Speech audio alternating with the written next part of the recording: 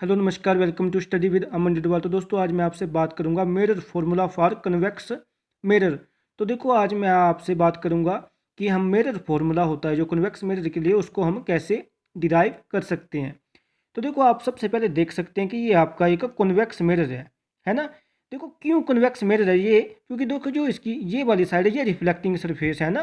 अगर ये concave mirror होता तो इसकी केव वाली साइड रिफ्लेक्टिंग सरफेस होती है। मेरी बात समझ पा रहे हैं? तो देखो, इसकी ये वाली साइड रिफ्लेक्टिंग सरफेस है, इस वजह से ये कॉन्वेक्स मिरर है। तो देखो, इसमें इमेज फॉर्म कैसे होगी? तो देखो, ये हमारी जो लाइन जो पास कर रही है मिरर के, एक तरह से आप बोल सकते हैं कि सेंटर से। वैसे भी जो पोल और सेंटर ऑफ कर्वेचर को जो लाइन ज्वाइन करती है, इसको हम प्रिंसिपल एक्सिस बोलते हैं, ठीक है। तो देखो, क्या हो रहा है यहाँ पे हमने एक ऑब्जेक्ट रखा हुआ है प्रिंसिपल एक्सिस पे, ए बी। तो देखो, जब ए बी ऑब्जेक्ट से कुछ रेज जाएंगी तभी तो इमेज बनेगी मिरर के अंदर। तो देखो, ये जो हमारा ऑब्जेक्ट है ए बी, इससे जो रूल्स होते हैं इमेज फॉर्मेशन के फॉर कन्वेक्स मिरर, उसके अकॉर्डिंग देखो, अगर कोई रे अगर प्रिंसिपल एक्सिस के पैरेलल जाएगी ना, तो वो देखो जहाँ से, तो ये रिफ्लेक्ट हो जाएगी क्योंकि ये एक मिरर है। लेकिन देखो, अगर कोई रे प्रिंसिपल एक्सिस के पैरेलल जाती है तो वो ऐसा लगता है, जब वो रिफ्लेक्ट हो जाती है तो वो, अगर उसको हम पीछे रिट्रेस करते हैं तो वो ऐसा लगता है कि वो पीछे फोकस से आ रही है। समझ पा रहे हैं मेरी बात? और देखो, अगर कोई रे हमें ऐसा लगता है कि वो सेंटर ऑफ कर्वेचर की तरफ जा रही है, तो वो जिस रास्ते आ रही होती है वो उसी रास्ते वापस भी हो जाती है। लेकिन हमें लग क्या रहा है कि ये सेंटर ऑफ कर्वेचर से आ रही है। अगर कोई पर्सन देखेगा तो इसको क्या लगेगा कि ये कहीं पीछे पीछे से आ रही होगी। तो देखो, ये सेंटर ऑफ कर्वेचर से की तरफ से आ रही है। और देखो, एक हम तीसरी रे निकालते हैं। तो देखो, ये रे हमने सीधी मारी पोल पे। और देखो, पोल पे देखो, अगर मैं इस रे के, अगर मैं यहाँ पे नॉर्मल ड्रॉ करूँगा तो वो नॉर्मल मेरा सेंटर ऑफ कर्वेचर से तो पास करेगा, है ना। तो देखो, जितना यहाँ पे इंसिडेंट एंगल होगा उतना यहाँ पे रिफ्लेक्टेड एंगल होगा, ठीक है। तो देखो, ये आई और ये आर बराबर होंगे। और देखो, ये पीछे प्रोड्यूस करने पे जहाँ पे ये रे मीट करेंगी ना तीनों, देखो इसको भी पीछे प्रोड्यूस किया, और जो सेंटर ऑफ कर्वेचर वाली थी इसको भी पीछे प्रोड्यूस किया, और देखो ये जो रिफ्लेक्ट होगी थी इसको भी पीछे प्रोड्यूस किया। तो जहाँ पे ये तीनों मिलेंगी वहाँ पे मेरी इमेज बनेगी। देखो, ये इमेज बन रही है ए डैश बी डैश। तो देखो, जो भी हम डिस्टेंस मेजर करते हैं वो हम पोल से करते हैं। तो देखो, ऑब्जेक्ट क्या है? ऑब्जेक्ट जो पोल की लेफ्ट साइड है ना। तो देखो, जो पोल से जो ऑब्जेक्ट का डिस्टेंस है उसको हम यू मानते हैं। और देखो, जो सेंटर ऑफ कर्वेचर से लेके पोल तक का जो डिस्टेंस होता है उसको हम रेडियस ऑफ कर्वेचर बोलते हैं, और इसको हम आर से डिनोट करेंगे। और देखो, इमेज कहाँ पे बन रही है? देखो, ए डैश बी डैश मेरी इमेज बन रही है ना। तो देखो, जो इमेज का डिस्टेंस है पोल से वो है बी, इसको हम बी मान रहे हैं, ठीक है। तो देखो, अब हम आगे बात करते हैं। तो क्या कहा जा रहा है यहाँ पे?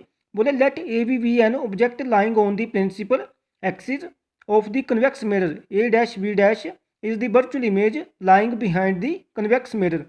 तो देखो, क्या बात बोली जा रही है कि जो आपका ऑब्जेक्ट है ए बी, ये प्रिंसिपल एक्सिस पे रखा हुआ है, और जो इस ऑब्जेक्ट की जो इमेज बन रही है मिरर के अंदर, कहा जा रहा है वो ए डैश बी डैश बन रही है। और देखो, ये वर्चुअल इमेज क्यों है? क्योंकि देखो, लाइट तो जब आई थी इस साइड से तो ये तो यहीं से रिफ्लेक्ट हो गई थी, है ना। क्योंकि देखो, मिरर है, ये लाइट अंदर थोड़ी जाएगी इसकी, है ना। तो देखो जी, हमें पीछे लग रहा है कि यहाँ पे रेज मीट कर रही होंगी, है ना। तो देखो, अपीयर्स टू मीट है, इस वजह से ये वर्चुअल इमेज है। और आपको पता है जो वर्चुअल इमेज होती है वो हमेशा इरेक्ट होती है। तो आप देख पा रहे होंगे। और देखो, ये तो आपको पता है कि जो हमारा कन्वेक्स मिरर है वो हमेशा हमें एक छोटी इमेज देता है। तो देखो, अब हम आगे बात करते हैं, क्योंकि हमने फॉर्मूला डिराइव करना है तो अब हम आगे चलेंगे उस हिसाब से। तो देखो, कहा जा रहा है अब कि as triangle A B C and A dash B dash C are similar. तो क्या बोला जा रहा है कि जो ट्राइंगल मेरे पास देखो, जैसे ए बी और सी है ना। देखो, ये वाला ए बी और सी, ये वाला ट्राइंगल। और बोल रहे हैं कि ए डैश बी डैश और सी, ये वाला ट्राइंगल, बोल रहे हैं कि ये ट्राइंगल सिमिलर है। तो देखो, ये ट्राइंगल सिमिलर कैसे हैं? देखो, इसका ये जो एंगल है ये 90 डिग्री है ना। आप देख पा रहे होंगे। तो इसका जी एंगल 90 डिग्री है, और इस ट्राइंगल का भी जी एंगल 90 डिग्री है, ठीक है। इतनी बात तो आप समझ पा रहे हैं। और देखो, जो सी वाला है, तो देखो ये वाला एंगल है जो इन दोनों ट्राइंगल का सिमिलर है, क्योंकि आप देखें तो ए डैश बी डैश सी और ए बी और सी, तो ये वाला एंगल इनका सिमिलर है। तो देखो इनके जो दो एंगल है वो सिमिलर हो गए, तो इसका मतलब ये दोनों ट्राइंगल भी सिमिलर है। तो देखो जो अब अगर ये ट्राइंगल सिमिलर है तो इनकी साइड्स की रेशियो भी, क्रॉसपोंडिंग साइड्स की रेशियो भी बराबर होगी। तो हम क्या ऐसा नहीं लिख सकते कि A dash B dash upon A B, क्या लिखा हमने, A dash B dash upon A B और सी ए डैश अपॉन सी ए, यानी कि सी ए डैश अपॉन सी ए। आप समझ पा रहे होंगे मेरी बात की किया मैं क्या बोल रहा हूँ यहाँ पे। तो देखो सिमिलरली कहा जा रहा है कि triangle A B P and triangle A dash B dash P are similar. तो देखो क्या कहा जा रहा है, आपकी जो ट्राइंगल है हमारे पास ए बी पी और ए डैश बी डैश पी, ये भी कहा जा रहा है कि सिमिलर है। तो देखो ये कैसे सिमिलर है, देखो कौन कौन से, ए बी और ये पी और ए डैश बी डैश पी, बोल रहे हैं कि ये दोनों ट्राइंगल भी सिमिलर है। तो देखो ये कैसे सिमिलर है, देखो इसका एक एंगल, ये वाला एंगल इसका 90 डिग्री है और इसका भी ये एंगल एक 90 डिग्री है। फिर देखो क्या हो रहा है यहाँ पे, देखो ये एंगल ऑफ इंसिडेंस है और आपको पता है कि जो एंगल ऑफ रिफ्लेक्शन होता है ये हमेशा एंगल ऑफ इंसिडेंस और एंगल ऑफ रिफ्लेक्शन बराबर होते हैं, ठीक है। लेकिन देखो जो आर और ये वाला आर है, ये मतलब एक तरह से वर्टिकली अपोजिट एंगल है ना। तो देखो अगर आई इसके बराबर है तो क्या जे आर इस आर के बराबर है, तो क्या ये वाला आई और ये वाला आर भी बराबर नहीं होंगे, है ना। तो देखो क्या हुआ, एक एंगल तो ये वाला सिमिलर हो गया इनका 90 वाला, और देखो ये 90 वाला सिमिलर हो गया इनका, और एक देखो ये वाला और ये वाला सिमिलर हो गया। तो देखो इनकी जो क्रॉसपोंडिंग साइड्स की रेशियो होगी वो भी बराबर होगी। तो हम क्या लिख सकते हैं इसको, तो देखो हम क्या लिख सकते हैं कि A dash B dash upon A B और P A dash upon P A.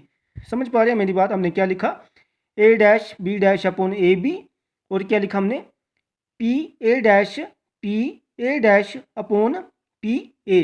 तो हम इसको ऐसा लिख सकते हैं। तो देखो देखो ये हमारी इक्वेशन फर्स्ट थी और ये हमारी इक्वेशन सेकंड आ गई। अब तो देखो इन दोनों इक्वेशन की जो लेफ्ट वाली साइड है वो सेम है, यानी कि ए डैश बी डैश और अपॉन ए बी है ना।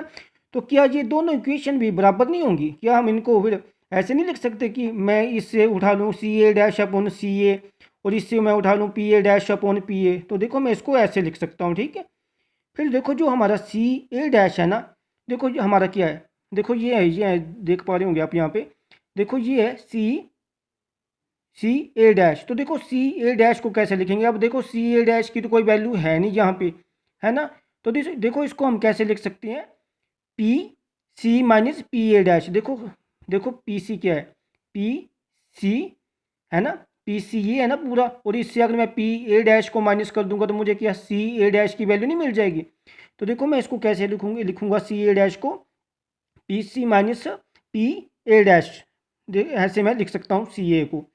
और देखो जो हमारा सी ए है, देखो सी ए हमारा कहाँ तक है, देखो सी और ए देखो हमारा यहाँ तक है, लेकिन मैं सी ए को कैसे लिखूंगा, मैं इसको ऐसे नहीं लिख सकता P C plus P A. तो देखो मैं इसको ऐसे लिख सकता हूँ, और देखो इस साइड यही रहेगा जो P A dash upon P ए था। और देखो जो मेरा पी सी है, देखो पी सी क्या है मेरा, देखो पी सी मेरा पोल से सेंटर ऑफ कर्वेचर तक का जो डिस्टेंस होता है ये रेडियस ऑफ कर्वेचर होता है, ठीक है। और देखो हम जो भी डिस्टेंस मेजर करते हैं वो पोल से करते हैं। तो देखो ये पोल की राइट साइड है ना, तो इस वजह से ये आर पॉजिटिव का आएगा। तो देखो हमने पी सी की वैल्यू ली और पी सी की वैल्यू क्या है आर, और देखो मेरे पास देखो बीच में है माइनस साइन, और पी ए डैश की वैल्यू क्या है मेरे पास, देखो पी ए डैश हमारे पास इमेज का डिस्टेंस है फ्रॉम पोल। देखो ये भी पॉजिटिव आएगा, लेकिन देखो ये वाला साइन यहाँ माइनस पहले था, इसकी वजह से ये माइनस तब आ रहा है, इमेज का जो डिस्टेंस है वो प्लस बी ही होगा, लेकिन इस माइनस की वजह से यहाँ पे माइनस आ रहा है। और देखो मैं नीचे भी पी सी की वैल्यू रख सकता हूँ वैसे, है ना। तो देखो पी सी की वैल्यू क्या होगी, प्लस का आर होगी। और देखो जो मेरा ऑब्जेक्ट है ये मेरा पोल से लेफ्ट साइड है ना, तो देखो जहाँ पे तो ऊपर प्लस आ रहा है ना, लेकिन देखो ऑब्जेक्ट का डिस्टेंस माइनस यू लेंगे, इस वजह से यहाँ पे माइनस का यू आ रहा है। और देखो पी ए डैश की वैल्यू रख लेंगे ओ वी प्लस का वी, और पी ए के हमारा ऑब्जेक्ट डिस्टेंस है तो वो लेफ्ट साइड है, इस वजह से इसको हम माइनस का यू रख लेंगे। देखो आफ्टर सोल्विंग इसको आप क्रॉस मल्टीप्लाई करके सोल्व कर सकते हैं। तो देखो आफ्टर सोल्विंग हमें क्या मिलेगा, V R plus U R is equal to 2VU। और देखो ये हमारी जो इक्वेशन आई है इसको हम सारी इक्वेशन को UVR से डिवाइड कर देंगे। तो देखो इसको भी UVR से डिवाइड करना है, इसको भी करना है, इसको भी करना है। तो देखो उसके बाद हमें क्या मिलेगा, 1/V plus 1/U is equal to 2/R। लेकिन देखो हमने जो पीछे रिलेशनशिप देखी थी रेडियस ऑफ कर्वेचर और फोकल लेंथ के बीच में, उसके अकॉर्डिंग हमने देखा था कि जो R होता है वो 2F के बराबर होता है, जहाँ फिर जो फोकल लेंथ होती है वो R/2 होती है। तो देखो क्या मैं R की वैल्यू 2F नहीं रख सकता? तो देखो जब मैं इसकी वैल्यू 2F रखूँगा तो 2 कट जाएगा और मेरे पास F बचेगा। तो देखो फाइनली हमारा जो मेरे फार्मूला आ गया, क्या आया वो 1/V plus 1/U is equal to 1/F। देखो आप इसको दूसरी तरह भी लिख सकते हैं कि 1/F is equal to 1/V plus 1/U। धन्यवाद।